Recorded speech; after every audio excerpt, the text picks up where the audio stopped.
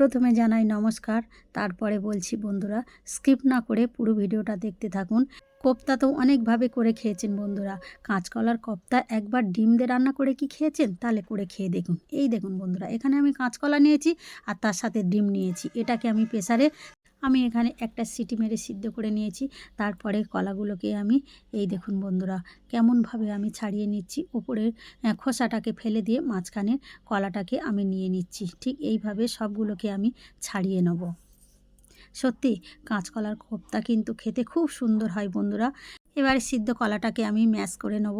এই দেখুন বন্ধুরা আমি কেমনভাবে নিচ্ছি। বন্ধুরা এটা গরমের জন্য আমি এটা দিয়ে করে নিচ্ছি, কিন্তু এটা আমি হাত দিয়েও করে নিতে পারেন, কোনো অসুবিধা নেই। কলাটা মেখে নেওয়ার দরকার। কলাটা এই দেখুন বন্ধুরা ঠান্ডা হয়ে গেছে। আমি সুন্দর করে কলাটা শুধু মেখে নিয়েছি। মাখার পরে এর মধ্যে আমি দিয়ে দেবো পেঁয়াজ কুচি। এখানে আমি কাঁচা আর পাকা লঙ্কা একসাথে কুচো করে রেখেছিলাম, সেটাকে দিয়ে দিলাম। লঙ্কাটা বন্ধুরা যে যেমন খাবে সেইভাবে দিতে হবে। দিয়ে দেবো ধনেপাতা কুচি।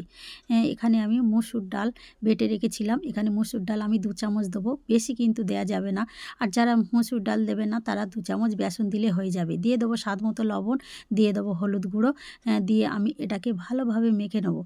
কলার সাথে সমস্ত উপকরণ আমি সুন্দরভাবে মেখে নিচ্ছি। দেখুন বন্ধুরা, এই দেখুন আমার একদম মাখা হয়ে গেছে। এগুলোকে এবার আমি ছোট ছোট কোপ্তা শেপ দিয়ে নেব। কেমনভাবে আমি কোপ্তাগুলোকে শেপ দিয়ে নিচ্ছি একটু দেখে নিন। ঠিক এইভাবে গোল করে আর চারিদিকটা গোল করে নিতে হবে। নিলে এইভাবে আমার কোপ্তা একদম রেডি। এই দেখুন বন্ধুরা আরেকটা করে দেখাচ্ছি, দেখুন ঠিক এইভাবে আমি কোপ্তাগুলোকে সবগুলোকে বানিয়ে নেব।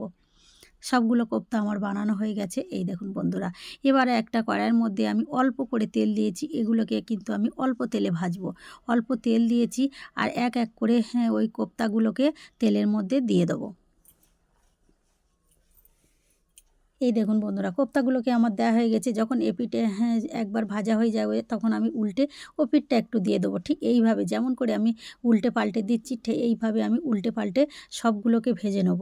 এই দেখুন বন্ধুরা আমার ভাজা হয়ে গেছে, এবার আমি তুলে নিচ্ছি। এইভাবে আমি বাকি কোপ্তাগুলোকেও ভেজে নেব। সবগুলো আমার সুন্দরভাবে ভাজা হয়ে গেছে। অন্যদিকে যে ডিমগুলো আমি সিদ্ধ করে রেখেছিলাম, এই দেখুন বন্ধুরা সিদ্ধ ডিমগুলোকে আমি 2 পিস করে নিয়েছি। আর এর ওপরে আমি দিয়ে দেবো সামান্য লবণ, দিয়ে দেবো হলুদ গুঁড়ো। আর ডিমের কুসুমটা যাতে না বের হয়ে আসে তার জন্যে এই কুসুমের ওপরে অল্প করে একটু কর্নফ্লাওয়ার আমি ছড়িয়ে দেবো। দেখতে পাচ্ছেন বন্ধুরা আমি কেমন করে দিয়েছি, ঠিক এইভাবে দিয়ে দেবো। এই দেখুন সবগুলো আমি এইভাবে করে নিয়েছি। এবার ডিমগুলোকে আমি অল্প তেলে কেমন করে ভেজে নিচ্ছি দেখুন বন্ধুরা। ঠিক ডিমগুলোকে এইভাবে আমি দিয়ে দেবো। এই পিঠটা কিছুক্ষণ ভাজা হয়ে গেলে আবার আমি এগুলোকে একটু উল্টে ওপিট করে নেব। এই দেখুন বন্ধুরা আমি ওপিটটাকে উল্টে দিচ্ছি, কিন্তু একটাও কি কুসুম ভাঙছে? একদম ভাঙছে না। কত সুন্দরভাবে ভাজা হয়ে গেছে দেখুন বন্ধুরা। সত্যি এইভাবে আপনারা বাড়িতে করবেন, একদম একটাও ডিমের কুসুম বের হবে না।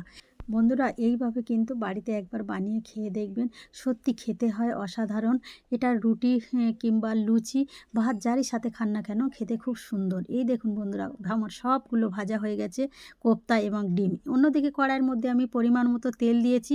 এর মধ্যে ফোড়ন দেওয়ার জন্য দিয়ে দেবো গোটা গরম মশলা আর তেজপাতা, দিয়ে একটু নেড়ে চেড়ে নিয়ে এর মধ্যে দিয়ে দেবো পরিমাণ মতো পেঁয়াজ আর দিয়ে দেবো টমেটো কুচি। দিয়ে এবার আমি তেলের সাথে ভালোভাবে ভাজতে থাকবো আর দিয়ে দেবো স্বাদ মতো লবণ। দিয়ে দেখুন বন্ধুরা আমি সুন্দরভাবে তেলের মধ্যে ভেজে নিচ্ছি। যখন এটা ভাজা ভাজা হয়ে যাবে টমেটো এবং পেঁয়াজটা, তখন এর মধ্যে আমি দিয়ে দেবো 2 চামচ আদা রসুন বাটা, দিয়ে দেবো 1 চামচ জিরা ধনিয়া বাটা। এখানে আমি সব বাটা মশলা দিয়ে রান্নাটা করছি বন্ধুরা। সত্যি বাটা মশলার স্বাদই আলাদা। মশলাটাকে আমি সুন্দরভাবে তেলের মধ্যে কষিয়ে নেবো। যখন একটা কাঁচা গন্ধ কেটে যাবে তখন এর মধ্যে আমি দিয়ে দেবো পরিমাণ মতো হলুদ গুঁড়ো, দিয়ে দেবো লঙ্কা গুঁড়ো আর দিয়ে দেবো সামান্য একটু চিনি। এটাকে আমি 2 মিনিটের জন্য ঢেকে রাখবো, কারণ এইভাবে ঢেকে রাখলে এর কালারটা কত সুন্দর হবে দেখুন বন্ধুরা। এখানে তোমার কাশ্মীরি লঙ্কা দিতে লাগবে না, এর কালারটা এত সুন্দর আসবে। এই দেখুন বন্ধুরা কত সুন্দর কালার এসছে দেখুন। মশলাটা আমার সুন্দরভাবে কষানো হয়ে গেছে দেখুন বন্ধুরা। মশলা দিয়ে একটা তেল ছেড়ে দিয়েছে। এই অবস্থাতে এর মধ্যে আমি দিয়ে দেবো পরিমাণ মতো জল, যতটা আমার জল লাগবে সেই অনুযায়ী। আর যেহেতু কোপ্তার মধ্যে জল অনেকটা টেনে নেবে তাই জলটা একটু দিতে হবে। ঝোলটা যখন ফুটে উঠবে তখন এক এক করে আমি কাঁচকলার কোপ্তাগুলোকে ঝোলের মধ্যে দিয়ে দেবো, দিয়ে একটু নেড়ে চেড়ে এখানে আমি 5 মিনিটের জন্য এটাকে আমি ঢেকে রাখবো। 5 মিনিটের জন্য ঢেকে দিয়ে কিছুক্ষণ আমি রান্নাটা হতে দেবো। 5 মিনিট পরে আমি ফিরে এলাম। এই দেখুন বন্ধুরা কতটা জুস টেনে নিয়েছে কোপ্তাগুলোর মধ্যে, আর প্রায় অনেকটা সিদ্ধ হয়ে গেছে। এই অবস্থাতে আমি দিয়ে দেবো এবার ডিমগুলো, কারণ ডিমগুলো বেশি আগে দিলে ঝোলটা ফুটে ডিমগুলো সব ভেঙে যেতে পারে, তাই ডিমটা একটু শেষের দিকে দেবো। ডিমগুলো দেয়া হয়ে গেছে। এবার এর ওপরে আমি একটু কাসুরি মেথি দিয়ে দেবো। হাতের তালুতে ঘষে নিয়ে একটু কাসুরি মেথি ওপর থেকে একটু ছড়িয়ে দেবো।